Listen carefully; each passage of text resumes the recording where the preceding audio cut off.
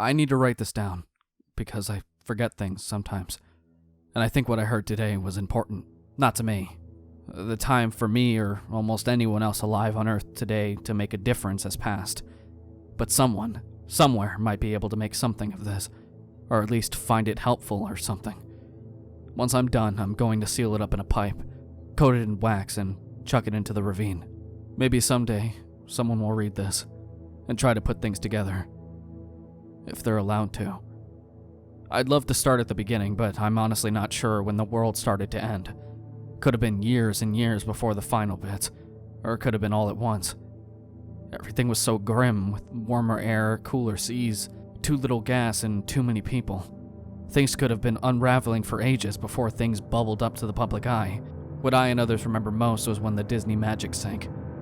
It was then, I think, that most people started to think that things might be worse than they seemed. The Disney Magic was a big cruise ship, one of those liner jobs that tools around islands and stuff. One day the news was all screaming about how it suddenly just went down when it was trying to put it into port.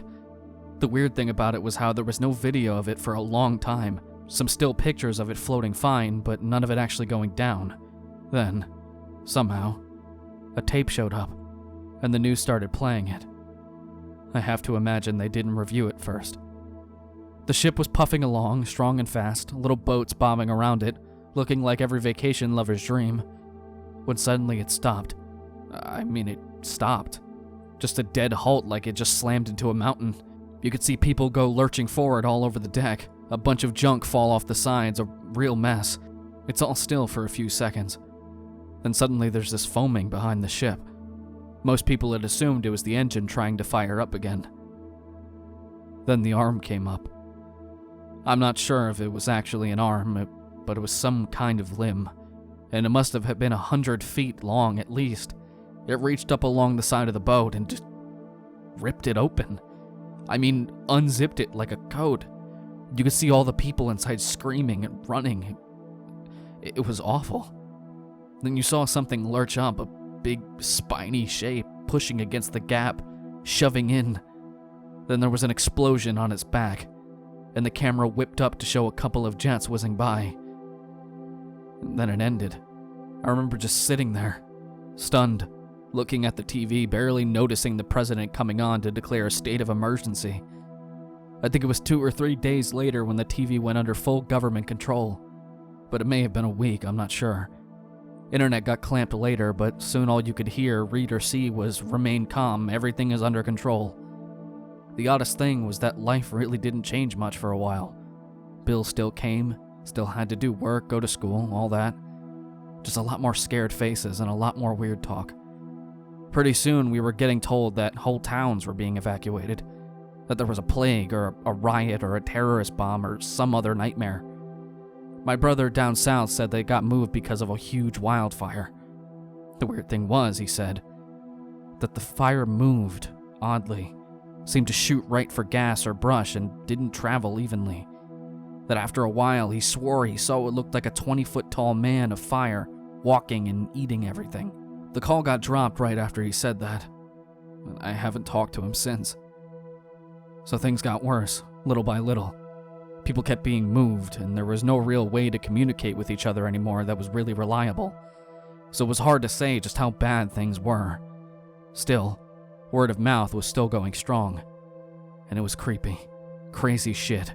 Really. Stuff about zombies in the north, killing frenzies in the east, a place near the ocean where the ground was alive and eating people, a cult screaming about the second coming and killing people to buy off God.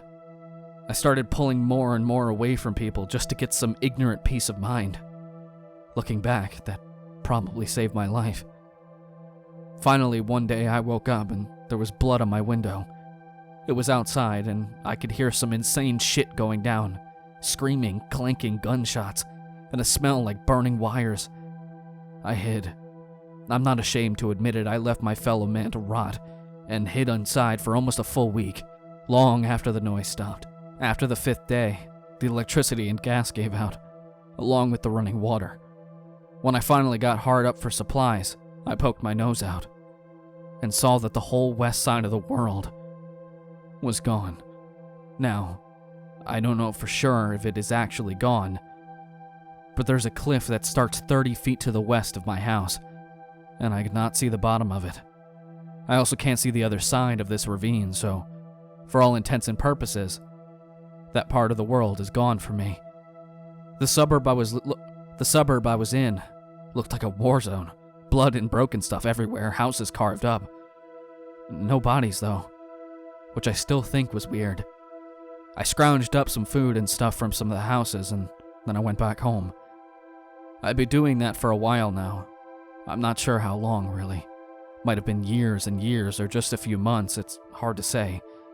Sometimes the sun just sticks in one spot for what feels like days, other times these clouds roll in, and you can't see 2 feet. There's things around, too. I run at the first noise, but I think they're about man-sized, and they seem to like metal. Other little things scramble around in rubble sometimes, so I try and keep clear. One time, a thing that looked like a pill bug the size of a cat crawled out, looked at me and screamed, "Stop!" in perfect English. I hid inside for days. There are also these big blimp things that float around sometimes. They have little bug legs on their undersides and they look kind of like maggots, but with eyes all over. They eat everything when they land, but most of the time they stay high up. One of them had just passed when I found the hurt guy. He was all ripped up and looked like one of those SWAT team guys you see on TV sometimes. But his combat suit thing was all ripped to hell. I dragged him back home and then we talked. He said that he'd been hunting the blimp thing, but had gotten attacked. He wouldn't say by what, but he looked like he was on his last legs. I fed him some canned beans and water, and he seemed to come around a little. Asked me who I was, if I was alright, and all that. He seemed kinda shocked when I said he was the first person I'd seen since the rest of the world vanished. He told me it wasn't gone, just relocated, but wouldn't say what that meant. I helped him heal up and kept asking who he was, but he wouldn't say. Finally, he said screw it, that his orders were probably no good anymore anyway. And he told me. He said he worked for a foundation or something, and that they were like a combination jail and research center. He said that he was one of the agents who went around trying to find strange stuff and keep it from hurting people. I said he was doing a hell of a job so far, and he laughed pretty hard. He said something had happened, and that a bunch of these things had gotten loose at the same time, and caused the foundation place to lose control. He said it became a GHO dead greenhouse scenario. I asked him what that meant, and he looked at me for a while before going on. He said that's what they call a situation where everybody on Earth dies, but the Earth itself is still okay and can support life. I asked what did that matter if everybody's dead, and he smiled strangely. I asked him if anyone else on Earth was still alive, and he said yes, but carefully spread out and contained. After that, I just sort of sat and digested things for a bit, and the man started stretching and checking his cot. He was starting to pull his boots on when I asked what happens now. He said they have to reboot things. Said they have the technology to recreate almost anything, and that making people is actually pretty easy. Said they would clean out and contain things and rebuild the broken cities and repopulate them.